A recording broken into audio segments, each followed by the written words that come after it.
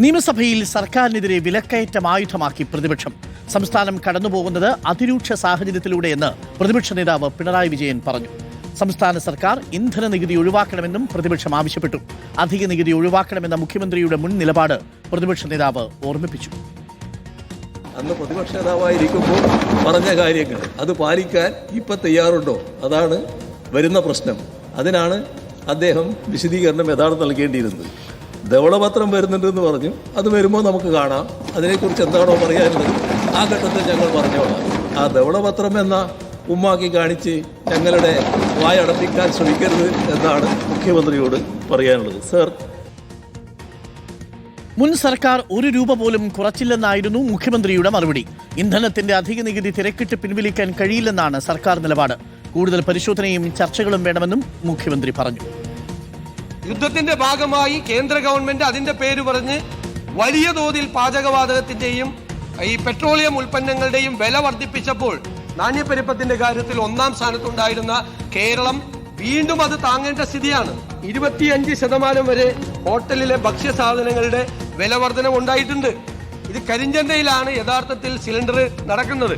ഈ കരിഞ്ചന്ത തടയുന്നതിന് വേണ്ടിയിട്ടുള്ള അതിശക്തമായ നീക്കം ഈ ഗവൺമെന്റിന്റെ ഭാഗത്തുനിന്ന് ഉണ്ടാകും. തെറ്റായ തീരുമാനമായിരുന്നു ആ സെസ് കൂട്ടാനുള്ള തീരുമാനം അന്നത്തെ കാലത്ത്.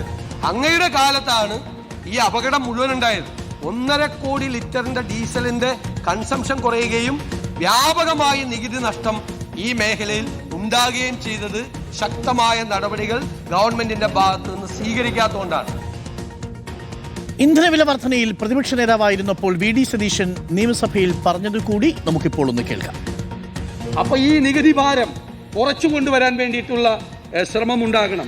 അതിന് ഗവൺമെന്റ് തയ്യാറാകുന്നില്ല. ഇത്രമാത്രം ജനങ്ങൾക്ക് ആശ്വാസം കൊടുക്കണ്ടേ? ഞാൻ കരുതി ഇത് കുറയ്ക്കാൻ നിങ്ങൾ തയ്യാറാകില്ല എന്ന് പല പ്രാവശ്യം പ്രഖ്യാപിച്ചിട്ടുണ്ട്. പക്ഷെ കുറച്ച് ആനുകൂല്യങ്ങളെങ്കിലും കൊടുക്കണ്ടേ? യാത്രാ ബസ്സുകൾക്ക് നിങ്ങളൊരു ഇന്ധന സബ്സിഡി കൊടുക്കണ്ടേ? ഫ്യൂവൽ സബ്സിഡി, അതായത് സ്റ്റേറ്റ് ഗവൺമെന്റ് വാങ്ങിക്കുന്ന നികുതി, കൂടുതൽ നികുതി ഒന്ന് ഒരു 10 രൂപ കുറച്ച് കൊടുക്കും. ഒരു 10 രൂപ കുറച്ച് കൊടുക്കുക. അപ്പോൾ 200 ലിറ്റർ ഡീസൽ അടിക്കുന്ന ഒരു യാത്രാ ബസ്സിന് ഒരു 2000 രൂപയുടെ ലാഭം കിട്ടുമല്ലോ. സാർ, മത്സ്യബന്ധന ബോട്ടുകൾ, തീരദേശത്ത് നമ്മുടെ സൈന്യം അവർ കഷ്ടപ്പെടുകയല്ലേ?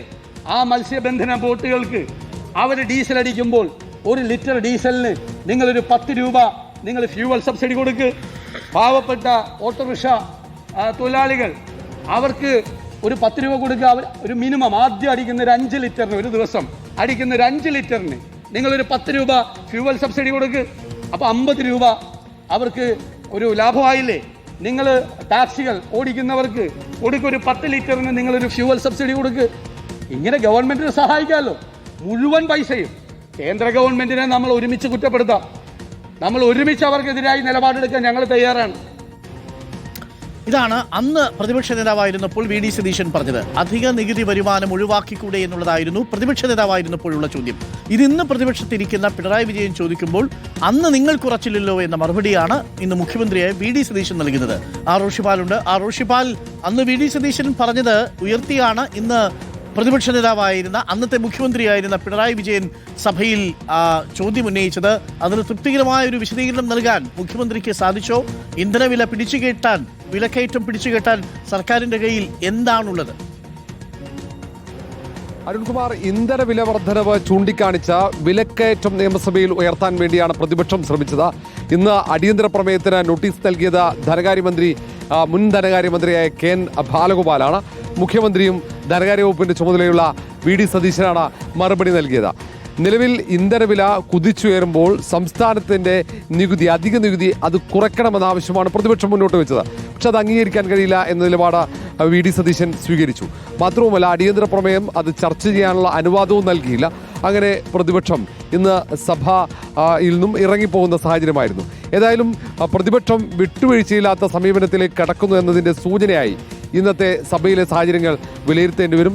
പിന്നീട് നിയമസഭയിൽ ഗവർണറുടെ നയപ്രഖ്യാപനവുമായി ബന്ധപ്പെട്ട നന്ദി പ്രമേയ ചർച്ചയിലും പ്രതിപക്ഷം കടുത്ത വിമർശനമാണ് സർക്കാരിനെതിരെ. പ്രത്യേകിച്ച് പല പ്രധാനപ്പെട്ട കാര്യങ്ങൾ, അത് കേന്ദ്ര സർക്കാരിനെതിരെയുള്ള വിമർശനങ്ങളടക്കം നയപ്രഖ്യാപനത്തിൽ ഇല്ലാത്തതിനെയാണ് രൂക്ഷമായ രീതിയിൽ വിമർശിച്ചത്.